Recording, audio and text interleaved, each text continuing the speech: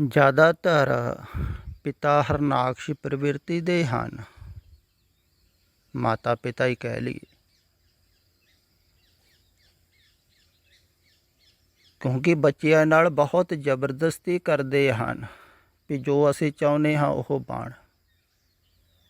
ਹਰਨਾਕਸ਼ ਵੀ ਇਉਂ ਸੋਚਦਾ ਸੀ ਨਾ ਵੀ ਜਿਵੇਂ ਮੈਂ ਚਾਹੁੰਦਾ ਹਾਂ ਵੈਸਾ ਬੱਚਾ ਬਣੇ, ਤਾਂ ਐਸਾ ਹੀ ਤੇ ਜ਼ਿਆਦਾਤਰ ਸੋਚ ਰਹੇ ਹਨ ਮਾਤਾ ਪਿਤਾ ਵੀ ਜੈਸੇ ਅਸੀਂ ਚਾਹੁੰਦੇ ਹਾਂ ਵੈਸਾ ਹੀ ਬੱਚਾ ਬਣੇ। ਇਸ ਕਰਕੇ ਬਹੁਤ ਕੋਸ਼ਿਸ਼ ਕਰਦੇ ਹਨ, ਜ਼ਬਰਦਸਤੀ ਬੱਚਿਆਂ ਨੂੰ ਪੜ੍ਹਾਉਂਦੇ ਹਨ, ਸਕੂਲੇ ਭੇਜਦੇ ਆ, ਕੁੱਟਦੇ ਮਾਰਦੇ ਹਨ, ਡਾਂਟਦੇ ਹਨ, ਡਪਟਦੇ ਹਨ। ਉਹ ਜ਼ਬਰਦਸਤੀ ਹੈ ਨਾ ਵੀ ਜਿੱਦਾਂ ਦੇ ਅਸੀਂ ਚਾਹੁੰਦੇ ਹਾਂ ਵੈਸਾ ਬਣ।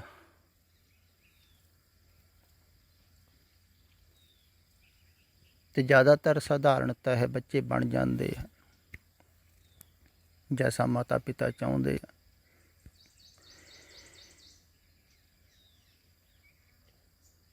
ਕਿਉਂਕਿ ਜ਼ਿਆਦਾਤਰ ਬੱਚੇ ਡਰਦੇ ਹਨ, ਫਿਰ ਸੰਸਾਰ ਦਾ ਪ੍ਰਭਾਵ ਹੈ ਉਹ ਕਬੂਲ ਕਰ ਲੈਂਦੇ ਹਨ, ਹੌਲੀ ਹੌਲੀ ਚੱਲ ਪੈਂਦੇ ਹਨ। ਪਰ ਕੋਈ ਵਿਰਲਾ ਹੀ ਹਰਨਾਕਸ਼ ਵਰਗ ਪਿਤਾ ਜ਼ੋਰ ਲਾ ਲਾ ਕੇ ਹਾਰ ਜਾਂਦਾ ਹੈ, ਪਰ ਪ੍ਰਹਲਾਦ ਵਰਗਾ ਬੇਟਾ ਨਹੀਂ ਮੰਨਦਾ ਹੈ। ਅਤੇ ਹਰਨਾਕਸ਼ ਦੀ ਕਹਾਣੀ ਤੋਂ ਇਹੋ ਹੀ ਸਿੱਖਿਆ ਮਿਲਦੀ ਹੈ ਕਿ ਤੁਹਾਨੂੰ ਕੋਈ ਵੀ ਨਹੀਂ ਰੋਕ ਸਕਦਾ। ਹਰਨਾਕਸ਼ ਵਰਗਾ ਬਾਪ ਵੀ ਨਹੀਂ ਰੋਕ ਸਕਦਾ, ਜਿਹਦੇ ਕੋਲ ਸਾਰੀ ਪਾਵਰ ਹੈ ਦੁਨੀਆ ਦੀ, ਉਹ ਵੀ ਨਹੀਂ ਰੋਕ ਸਕਦਾ ਹੈ ਤੁਹਾਨੂੰ। ਅਗਰ ਰੁਕੇ ਹੋਏ ਹੋ ਤੁਸੀਂ ਤਾਂ ਤੁਹਾਡੀ ਆਪਣੀ ਜ਼ਿੰਮੇਵਾਰੀ ਹੈ। ਤੁਹਾਨੂੰ ਬੋਝ ਲੱਗ ਨਹੀਂ ਰਿਹਾ ਹੈ।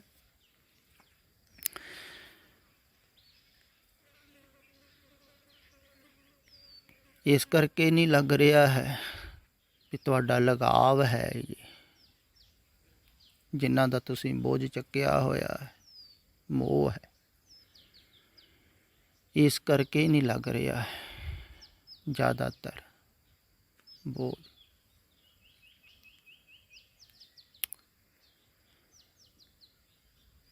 ਅਤੇ ਜਦੋਂ ਤੁਹਾਨੂੰ ਪਤਾ ਲੱਗ ਜਾਵੇਗਾ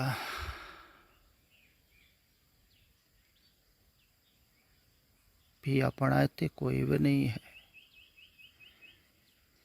ਉਦੋਂ ਤੁਸੀਂ ਸਾਰਾ ਹੀ ਬੋਝ ਉਤਾਰ ਕੇ ਰੱਖ ਦਿਓਗੇ।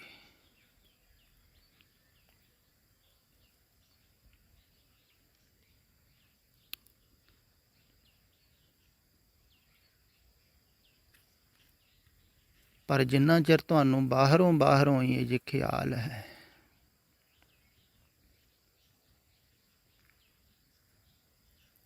ਬੋਝ ਲੱਗ ਨਹੀਂ ਰਿਹਾ ਹੈ। ਜਦੋਂ ਮੋਹ ਨਹੀਂ ਰਹਿ ਜਾਵੇਗਾ ਬੋਝ ਲੱਗੇਗਾ ਹੀ। ਜੋ ਆਪਣੇ ਨਹੀਂ ਹਨ ਉਹਨਾਂ ਦਾ ਬੋਝ ਸਿਰ 'ਤੇ ਚੱਕਿਆ। ਤੁਸੀਂ ਦੇਖਿਆ ਹੈ ਅਕਸਰ ਵੀ ਅਗਰ ਕੋਈ ਬੇਗਾਨਾ ਬੰਦਾ ਤੁਹਾਡੇ ਘਰ ਆਣ ਕੇ ਰਹਿਣ ਲੱਗ ਜਾਵੇ ਤਾਂ ਉਹਦਾ ਬੋਝ ਤੁਹਾਨੂੰ ਬਹੁਤ ਲੱਗੇਗਾ। ਉਹਨੂੰ ਤੁਸੀਂ ਜ਼ਿਆਦਾ ਦੇਰ ਘਰ ਨਹੀਂ ਰੱਖ ਸਕਦੇ। ਤੁਹਾਨੂੰ ਮਹਿਸੂਸ ਹੋਣ ਲੱਗ ਜਾਵੇ ਵੀ ਕਿੰਨਾ ਖਰਚਾ ਇਹਦਾ, ਕਿੰਨਾ ਕੰਮ ਕਰਨਾ ਪੈਂਦਾ ਇਹਦੇ ਵਾਸਤੇ, ਅਤੇ ਬੋਝ ਲੱਗਣ ਲੱਗ ਜਾਵੇਗਾ ਬੇਗਾਨੇ ਬੰਦੇ ਦਾ ਜਿਹਦਾ ਮੋਹ ਨਹੀਂ ਹੈ ਤੁਹਾਨੂੰ। ਪਰ ਆਪਣੇ ਬੱਚਿਆਂ ਦਾ ਕਿੰਨਾ ਖਰਚਾ, ਕਿੰਨਾ ਕੁਝ ਕਰਦੇ ਤੁਸੀਂ, ਫਿਰ ਬੋਝ ਨਹੀਂ ਲੱਗਦਾ ਕਿਉਂਕਿ ਆਪਣੇ ਹਨ, ਮੋਹ। ਅਤੇ ਜਦੋਂ ਮੋਹ ਨਹੀਂ ਰਹਿ ਜਾਵੇਗਾ ਫਿਰ ਤੁਹਾਨੂੰ ਵੈਸਾ ਹੀ ਲੱਗੇਗਾ ਬੋਝ। ਫਿਰ ਤੁਸੀਂ ਬੋਝ ਰੱਖ ਦਿਓਗੇ, ਉਹਨਾਂ ਨੂੰ ਸੰਭਾਲ ਦਿਓਗੇ ਜਿਨ੍ਹਾਂ ਦਾ ਬੋਝ ਚੱਕਿਆ ਹੋਇਆ ਹੈ। ਅਤੇ ਜਿਹੜੇ ਬੋਝ ਛੱਡ ਕੇ ਆਏ ਹੋਏ ਹਨ, ਇੱਥੇ ਕੋਲੇ ਰਹਿੰਦੇ ਹਨ, ਉਹਨਾਂ ਨੂੰ ਮੈਂ ਕਹਿਣਾ ਚਾਹੁੰਦਾ कि डड्डा डेरा यह नहीं यह डेरा तह जान, वह डेरे को संयम गुर के शब्द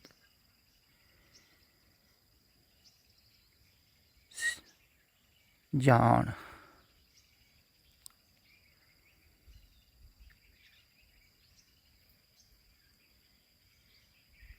डड्डा डेरा यह नहीं, ये डेरा नहीं है।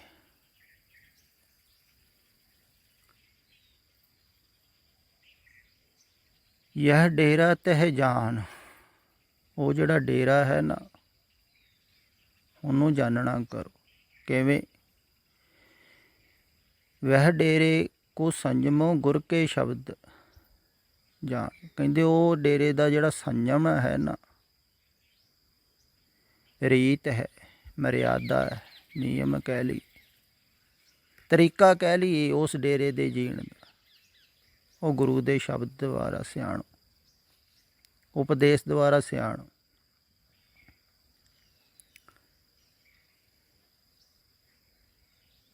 ਜਦੋਂ ਤੁਸੀਂ ਗੁਰੂ ਦੇ ਉਪਦੇਸ਼ ਦੁਆਰਾ ਸਿਆਣਨ ਲੱਗ ਗਏ ਨਾ, ਤੇ ਤੁਹਾਨੂੰ ਖਿਆਲ ਵਿੱਚ ਆਵੇਗਾ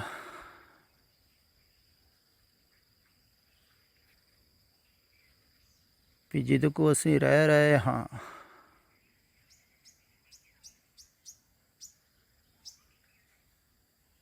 ਉਹਦੇ ਸਿਰ ਉੱਪਰ ਕੋਈ ਵੀ ਭਾਰ ਨਹੀਂ ਹੈ।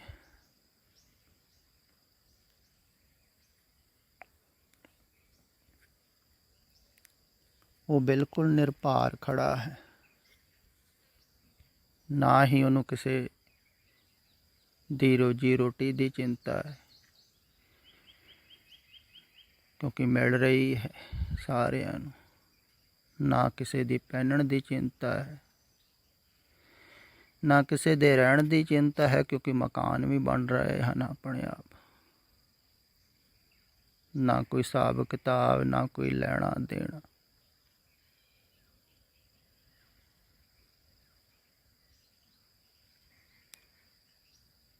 ਫਿਰ ਤੁਹਾਨੂੰ ਦਿਖਾਈ ਦੇਵੇਗਾ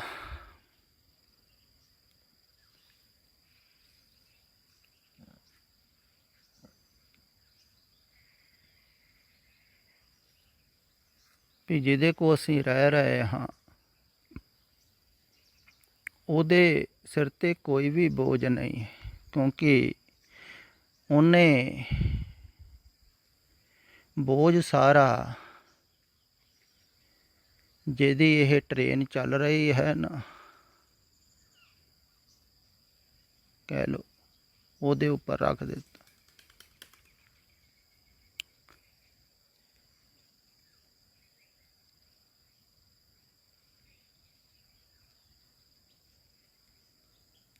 ਜਿਹਦੇ ਇਹ ਚੱਕਰੀ ਚੱਲ ਰਹੀ ਹੈ, ਟ੍ਰੇਨ ਕਹਿ ਲਓ, ਚੱਕਰ ਕਹਿ ਲਓ, ਉਹਦੇ ਉੱਪਰ ਰੱਖ ਦਿੱਤਾ। ਜਿਹਦਾ ਬੋਝ ਹੈ ਉਹਨੂੰ ਸੌਂਪ ਦਿੱਤਾ, ਉਹ ਸੰਭਾਲੇ। ਤੇ ਉਹ ਸੰਭਾਲ ਹੀ ਰਿਹਾ ਹੈ। ਦਰਅਸਲ ਸਾਰਿਆਂ ਦਾ ਬੋਝ ਹੀ ਉਹ ਸੰਭਾਲ ਰਿਹਾ ਹੈ। ਤੁਸੀਂ ਖਾਮ ਖਾ ਹੀ ਸੋਚ ਲੈਂਦੇ ਹੋ ਵੀ ਅਸੀਂ ਸੰਭਾਲਿਆ, ਇਸੇ ਕਰਕੇ ਤੁਸੀਂ ਫਸੇ ਹੋਏ ਹੋ। ਖਿਆਲ ਵਿੱਚ ਲਓ, ਜਿਹੜਾ ਤੁਸੀਂ ਸੋਚ ਲੈਂਦੇ ਹੋ, ਸਮਝ ਲੈਂਦੇ ਹੋ ਵੀ ਅਸੀਂ ਚੱਕਿਆ ਹੋਇਆ ਹੈ ਬੋਝ, ਅਸੀਂ ਨਾ ਹੋਈਏ ਤੇ ਸ਼ਾਇਦ ਕੀ ਹੋਵੇ ਇਹਨਾਂ ਦਾ।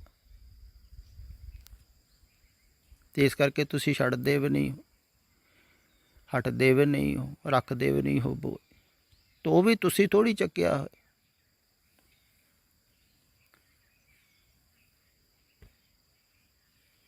ਇਸੇ ਕਰਕੇ ਕਿਹਾ ਹੈ ਨਾ ਵੀ ਹਰ ਇੱਕ ਨੂੰ ਰਿਜ਼ਕ ਉਹਨੇ ਪਹਿਲਾਂ ਦਿੱਤਾ ਹੈ, ਪਹਿਲਾਂ ਦੇਤਾ ਹੈ ਰਿਜ਼ਕ ਸੰਭਾਲ। ਭਾਵ ਕਿ ਉਹਨੇ ਇੰਤਜ਼ਾਮ ਸਾਰਿਆਂ ਦਾ ਕੀਤਾ ਹੀ ਆ, ਬੋਝ ਪਹਿਲਾਂ ਹੀ ਚੱਕਿਆ ਉਹਨੇ, ਸਾਰਿਆਂ ਨੂੰ ਦੇ ਰਿਹਾ। ਕਹਿੰਦੇ ਨੇ ਚਿੰਤਾ ਤੇ ਸਹੀ ਹੈ ਵੀ ਉਹਨੇ ਸਾਰਿਆਂ ਦਾ ਇੰਤਜ਼ਾਮ ਕਰਤਾ ਪਹਿਲਾਂ ਹੀ, ਚੱਕਿਆ ਹੀ ਹੋਇਆ ਉਹਨੇ, ਤਦੇ ਭੇਜਿਆ ਤੇ ਉਹਨੇ ਚੱਕਿਆ ਹੋਇਆ ਸਾਰਿਆਂ ਦਾ ਬੋਝ। ਪਰ ਤੁਸੀਂ ਸੋਚ ਲੈਂਦੇ ਹੋ ਅਸੀਂ ਚੱਕਿਆ ਹੋਇਆ, ਫਿਰ ਤੁਸੀਂ ਰੱਖਦੇ ਵੀ ਨਹੀਂ ਹੈ, ਡਰਦੇ। ਵੀ ਲੋਕ ਕੀ ਕਹਿਣਗੇ, ਸਮਾਜ ਕੀ ਕਵੇਗਾ, ਵੀ ਚੰਗਾ ਭਲਾ ਆਦਮੀ ਹੱਠਾ ਖੱਟਾ, ਇਹਦੇ ਕੋਲ ਆਪਣੇ ਪਰਿਵਾਰ ਦਾ ਬੋਝ ਨਹੀਂ ਚੱਕ ਹੋਇਆ, ਨਾ ਮਰਦ ਕਹੀਂ ਦਾ। ਬਾਬੇ ਨਾਨਕ ਨੂੰ ਸ਼ਾਇਦ ਇੱਦਾਂ ਹੀ ਕਿਹਾ ਹੋਊਗਾ ਵੀ ਪਰਿਵਾਰ ਦਾ ਬੋਝ ਸਾਂਭ ਨਹੀਂ ਸਕਿਆ, ਬੱਚੇ ਪੈਦਾ ਕੀਤੇ, ਪਾਲ ਪਲੋਸ ਨਹੀਂ ਹੋਏ, ਛੱਡ ਕੇ ਚਲੇ ਗਿਆ। ਬਹੁਤ ਕੁਛ ਕਿਹਾ ਹੋਵੇਗਾ ਬਾਬੇ ਨਾਨਕ। ਤੇ ਲੋਕ ਲਾਜ ਦੇ ਕਰਕੇ ਵੀ ਆਦਮੀ ਬੋਝ ਥੱਲੇ ਨਹੀਂ ਰੱਖਦਾ।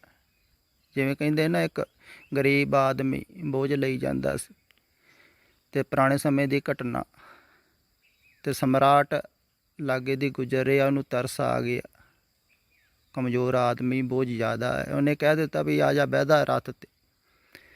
ਹੁਣ ਸੋਨੇ ਦਾ ਰੱਥ ਬਹੁਤ ਸੁੰਦਰ, ਰਾਜੇ ਨੂੰ ਇਨਕਾਰ ਵੀ ਨਹੀਂ ਕਰ ਸਕਿਆ ਵੀ ਅਪਮਾਨ ਹੋ ਜੂ। ਬੈਠ ਗਿਆ ਸੁਕੜ ਕੇ ਪਿਛਲੇ ਪਾਸੇ, ਪਰ ਬੋਝ ਉਹਨੇ ਸਿਰ 'ਤੇ ਹੀ ਰੱਖਿਆ। ਸਮਰਾਟ ਨੇ ਥੋੜ੍ਹੀ ਦੇਰ ਦੇਖਿਆ, ਉਹਨੇ ਕਿਹਾ ਵੀ ਬੋਝ ਦਾ ਕਰਕੇ ਤੈਨੂੰ ਬਿਠਾਇਆ, ਬੋਝ ਨੂੰ ਥੱਲੇ ਰੱਖ ਰੱਥ 'ਤੇ। ਕਹਿੰਦਾ ਨਾ ਜੀ ਨਾ ਮਾਲਕ, ਮੈਂ ਤੁਹਾਨੂੰ ਇਨਕਾਰ ਨਹੀਂ ਕਰ ਸਕਿਆ। ਰੱਥ 'ਤੇ ਬਹਿ ਗਿਆ, ਐਡਾ ਸੁੰਦਰ ਰਸ, ਮੈਂ ਹੁਣ ਆਪਣਾ ਬੋਝ ਦਾ ਭਾਰ ਵੀ ਤੁਹਾਡੇ ਰੱਥ 'ਤੇ ਪਾਵਾਂ? ਨਾ, ਇਹ ਨਹੀਂ ਕਰ ਸਕਦਾ, ਮੈਂ ਗਰੀਬ ਆਦਮੀ।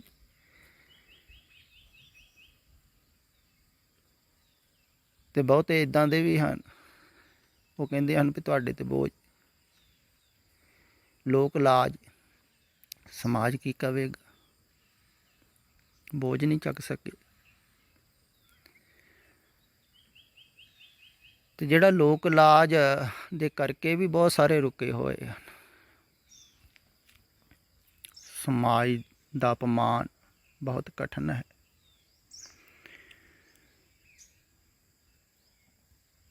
ਅਤੇ ਜਿਨ੍ਹਾਂ ਨੇ ਲੋਕ ਲਾਜ ਛੱਡੀ, ਸੰਸਾਰ ਦੀ ਚਿੰਤਾ ਹੀ ਛੱਡੀ, ਕੋਈ ਜੋ ਮਰਜ਼ੀ ਕਹੀ ਜਾ।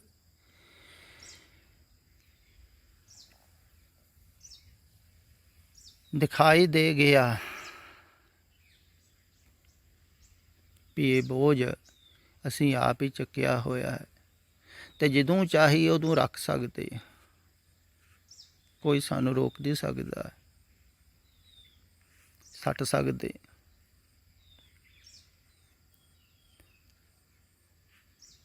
ਵੀ ਅਗਰ ਚੱਕਿਆ ਹੋਇਆ ਹੈ ਤੇ ਕਿਸ ਕਾਰਨ ਚੱਕਿਆ ਹੋਇਆ ਹੈ, ਅਗਰ ਅਸੀਂ ਫਸੇ ਹੋਏ ਹਾਂ ਕਿਸ ਕਾਰਨ ਫਸੇ ਹੋਏ ਹਾਂ।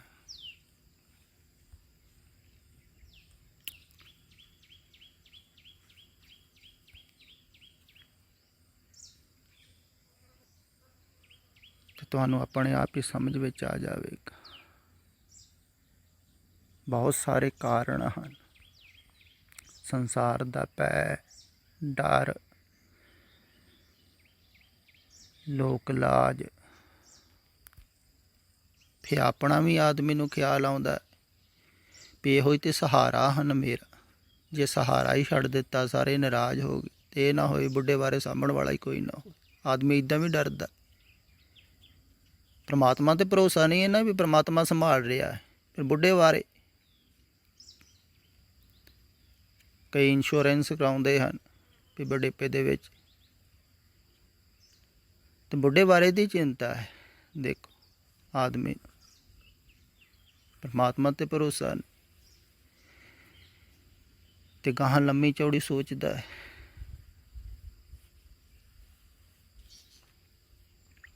ਤੇ ਜਿਹਨੂੰ ਪਰਮਾਤਮਾ 'ਤੇ ਭਰੋਸਾ ਹੁੰਦਾ ਹੈ, ਉਹ ਹੀ ਸਾਰਾ ਭਾਰ ਪਰਮਾਤਮਾ ਨੂੰ ਸੌਂਪ ਦਿੰਦਾ ਹੈ।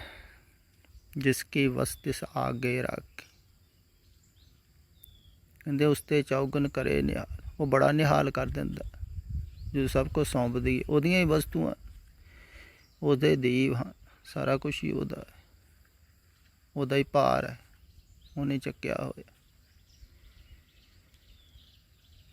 ਉਹ ਚਲਾ ਹੀ ਰਿਹਾ ਹੈ ਰੱਥ ਨੂੰ।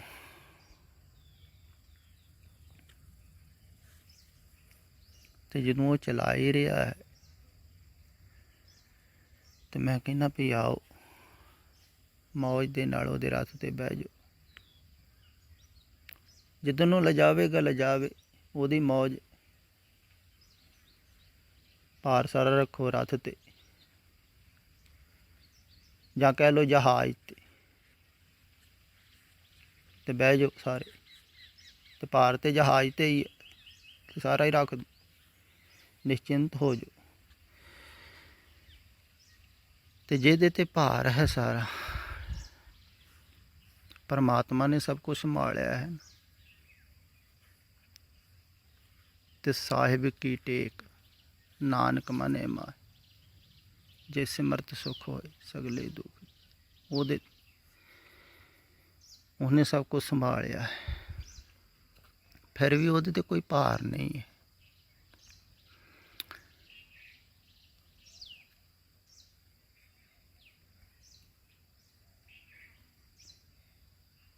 ਉਹਨੂੰ ਕੋਈ ਚਿੰਤਾ ਨਹੀਂ ਹੈ, ਉਹ ਨਿਸ਼ਚਿੰਤ ਹੈ।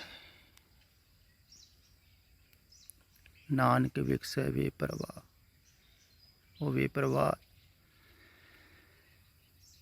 ਤਾਂ ਉਹਦੇ ਨਾਲ ਆਦਮੀ ਬੇਪਰਵਾਹ ਹੁੰਦਾ ਹੈ, ਲਾਪਰਵਾਹ ਨਹੀਂ, ਬੇਪਰਵਾਹ। ਪਰਵਾਹ ਨਾ ਹੀ ਕਿਸੇ ਕੇ ਬਾਜ ਸੱਚੇ ਨਾ, ਉਹ ਕਹਿੰਦੇ ਉਹਨੂੰ ਪਰਵਾਹ ਹੈ।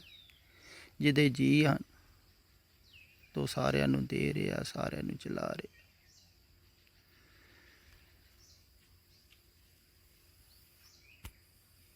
ਤੇ ਬੇਪਰਵਾਹ ਦੇ ਰਥ ਤੇ ਬੈਠ ਜਾਓ ਤੇ ਤੁਸੀਂ ਵੀ ਬੇਪਰਵਾਹ ਹੋ ਜਾਓ। ਜੈਸਾ ਸੇਵੇ ਤੈਸੋ।